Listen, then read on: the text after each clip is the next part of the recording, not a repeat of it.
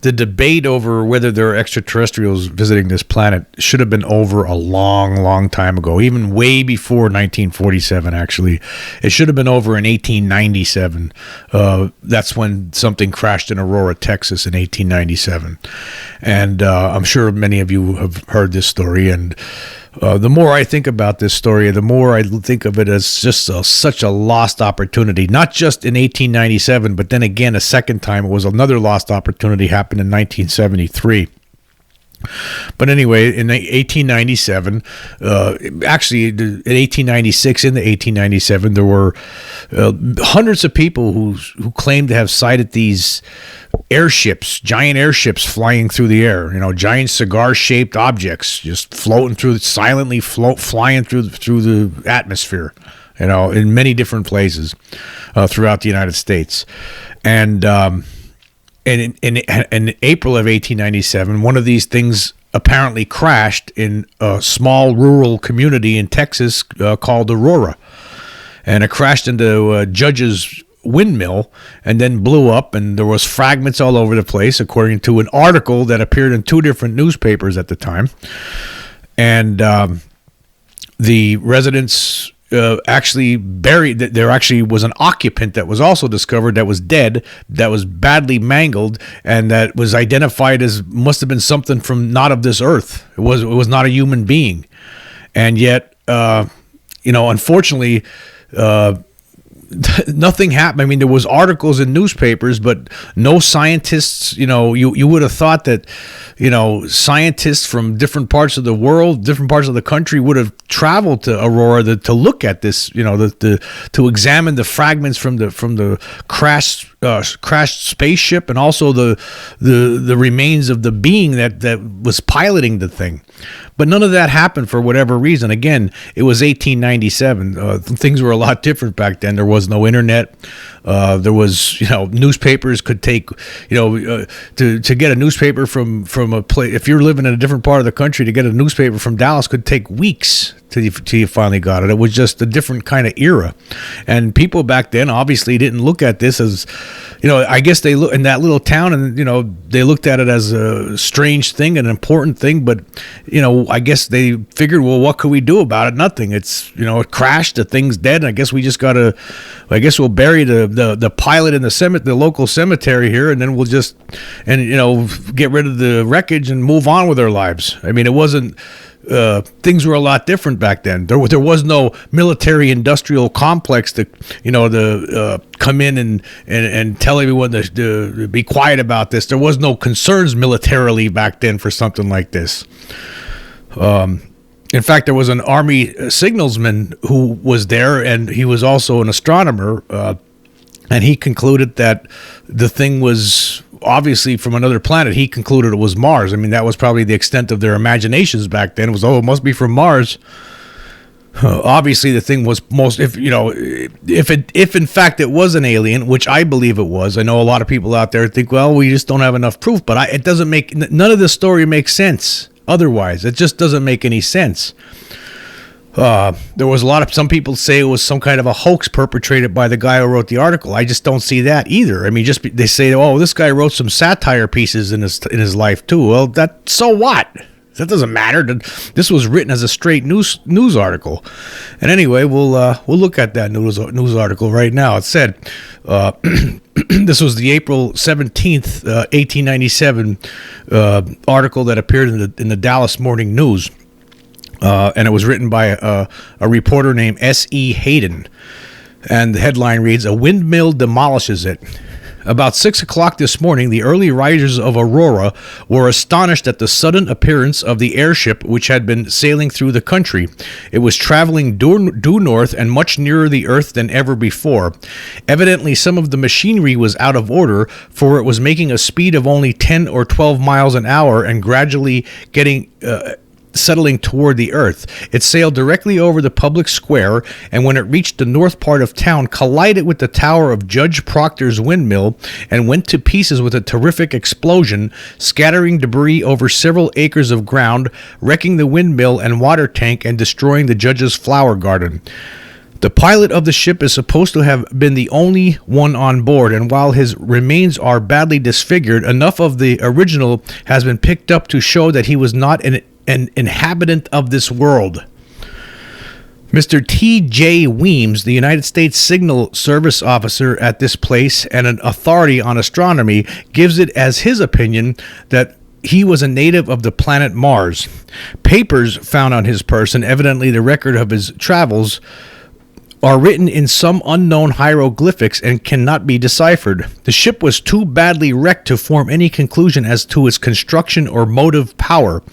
It was built of an unknown metal, resembling somewhat a mixture of aluminum and silver, and it must have weighed several tons. The town is full of people today who are viewing the wreck and gathering specimens of the strange metal from the debris. The pilot's funeral will take place at noon tomorrow. Now, there was another article that appeared too in another Dallas newspaper shortly afterward, and it was mentioned in that article, according to the late Jim Marrs' book Alien Agenda.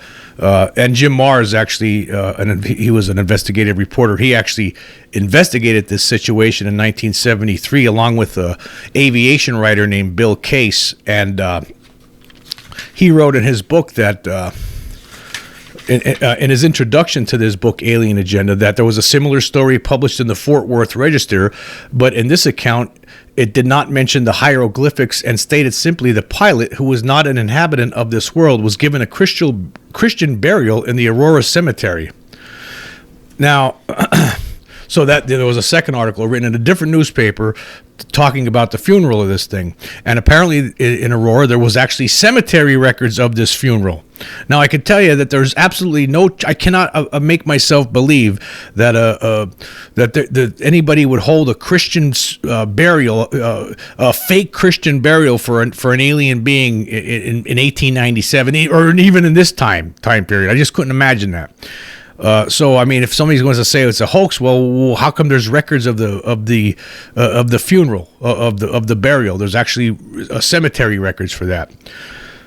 Well, in 1973, Jim Marrs was alerted to this whole situation because it was pretty much only people in the town really talked about this over the years. Some people in town said it was a hoax, but there was other people who some people that actually remembered seeing it. There was a person that was interviewed by Jim Marrs in 1973.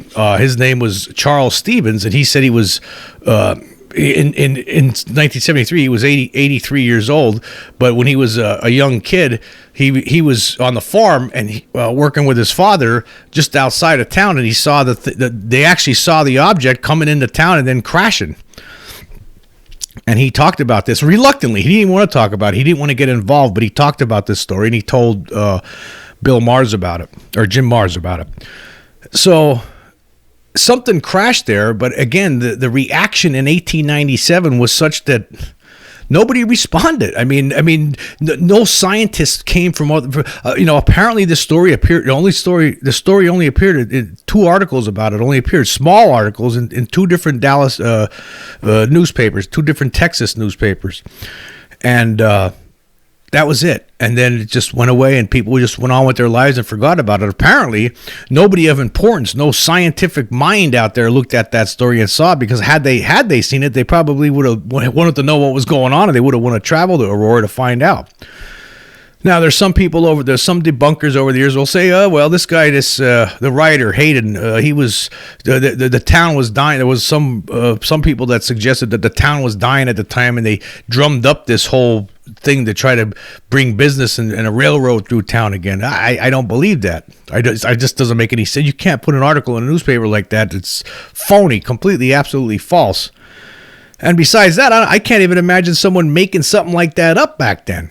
I mean, they're talking about some sort of paper-like material with hieroglyphics written on it.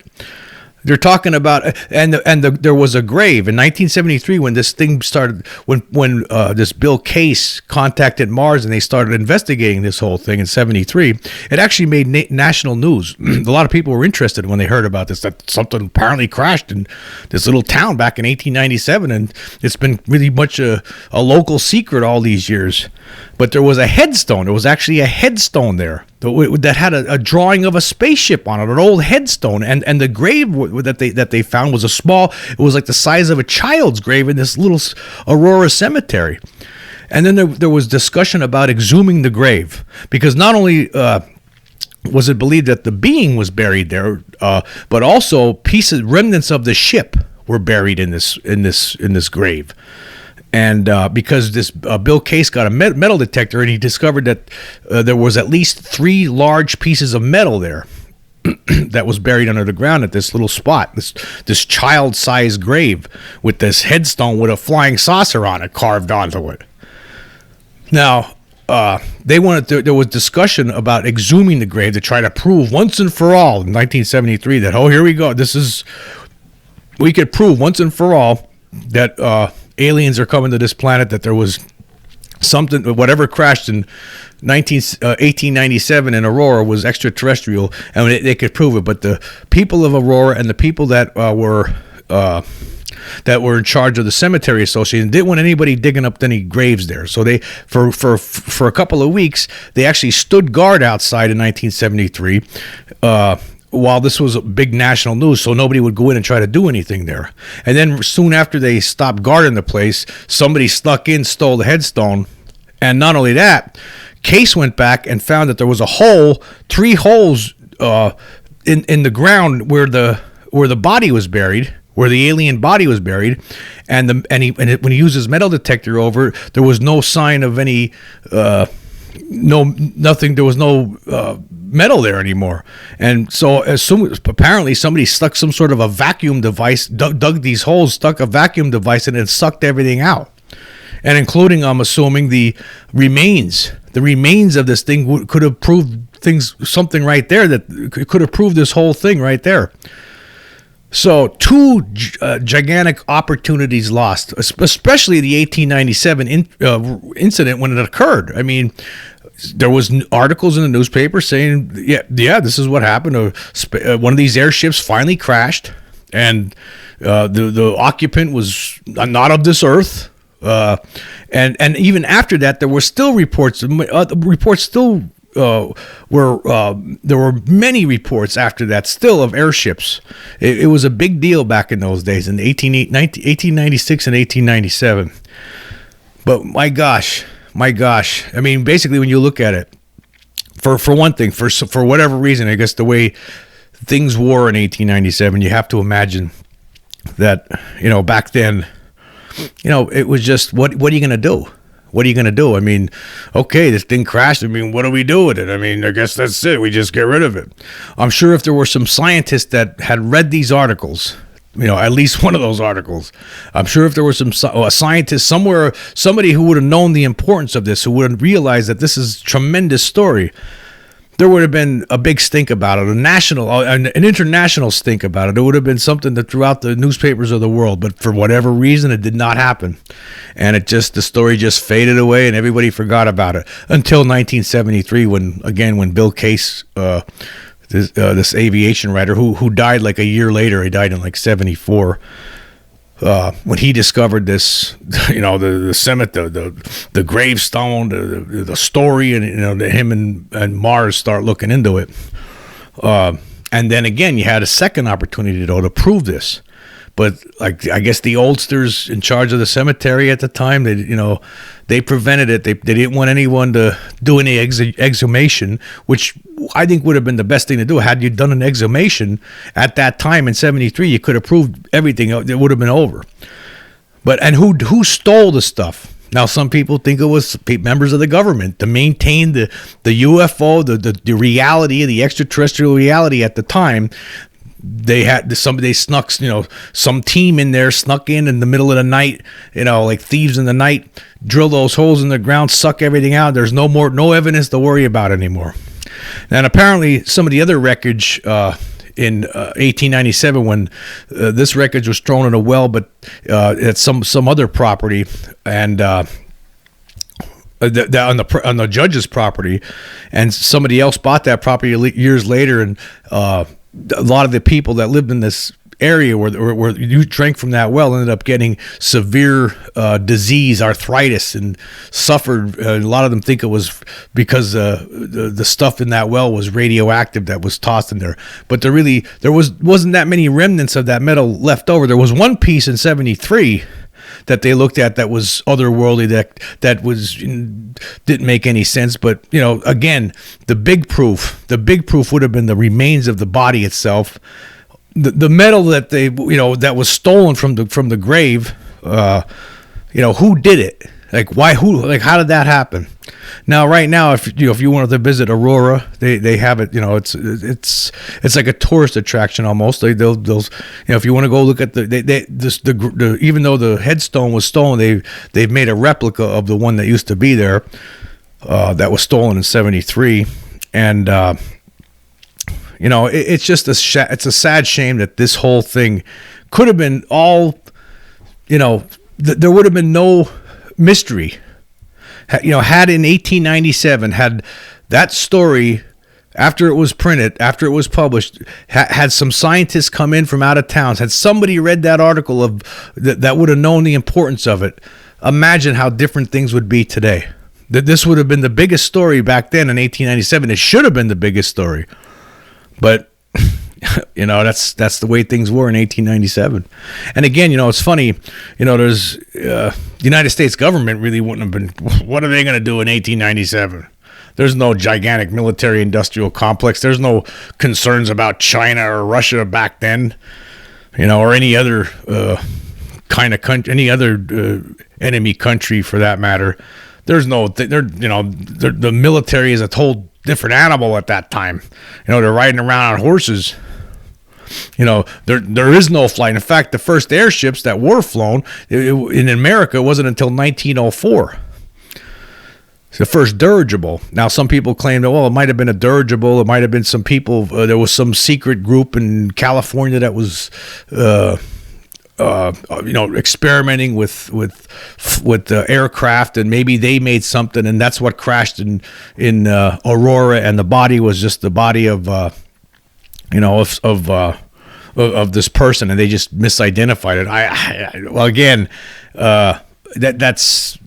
That's preposterous. That's preposterous, and I'll tell you why. Is because actually at the time in the newspaper article in 1897, they're telling you it looked like it was somebody that was not of this earth. There was some characteristics about this being that was obviously not human, and they all recognized that.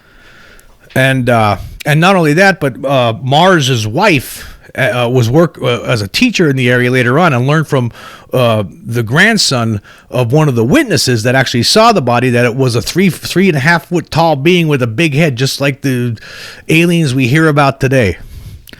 And again, the grave site itself was the size of a child, just like the gray aliens we hear about today. So what were they flying around in cigar-shaped objects? Is that what they were doing? Flying around in cigar-shaped objects back in 1896, 1897? What were they up to then? How did what happened that led to a crash in this small little rural town?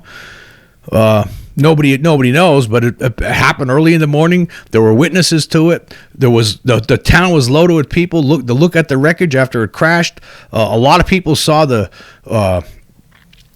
body. There was and then a pastor came in, did rites over at the funeral, at the service in the cemetery.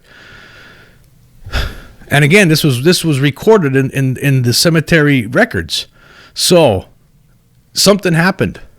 Something happened in Aurora, and there were two chances that were blown. Two chances that this whole thing, we wouldn't even be talking about this. There wouldn't be no debunkers anymore, because it would have been a done deal a long time ago. There would have been no Roswell cover-up. Maybe there would have been, but we would have known. It wouldn't have mattered. We would have already known. That was 50 years before that. That was 50 years after the 1897 incident. So everybody in the whole world would have already known that there's extraterrestrials out there and that they're coming here from someplace. But again, for whatever reason, the story appeared in two newspapers from Texas. Never got any traction beyond that, and everyone it just faded away. But, people in Aurora will tell you, a lot of kids over the years, after that would, they heard about the story locally. It was known. Kids would go and let's go look at where the spaceman was buried, So it was a big deal there. But as for the rest of the world, nobody really heard about this until 1973. And although it's an amazing story, it just goes to show that, in days of old, people viewed these things differently. By 1947, 50 years later, this was a bigger deal. By that time, we were flying. We just got through World War I and World War II. This was from a military standpoint. Okay, we got to keep this secret. This is after Roswell. We got to keep this secret. We got to try to reverse engineer this thing. We got to figure out how this stuff works, and then we control the narrative, the world narrative forever. But what a lost opportunity. What a gigantic lost opportunity. I just wish that things would have turned out differently in 1890, especially 1897 when it first happened. That was the big moment. I mean, everything was lined up. You actually had the article in the newspaper, two different newspapers, two articles.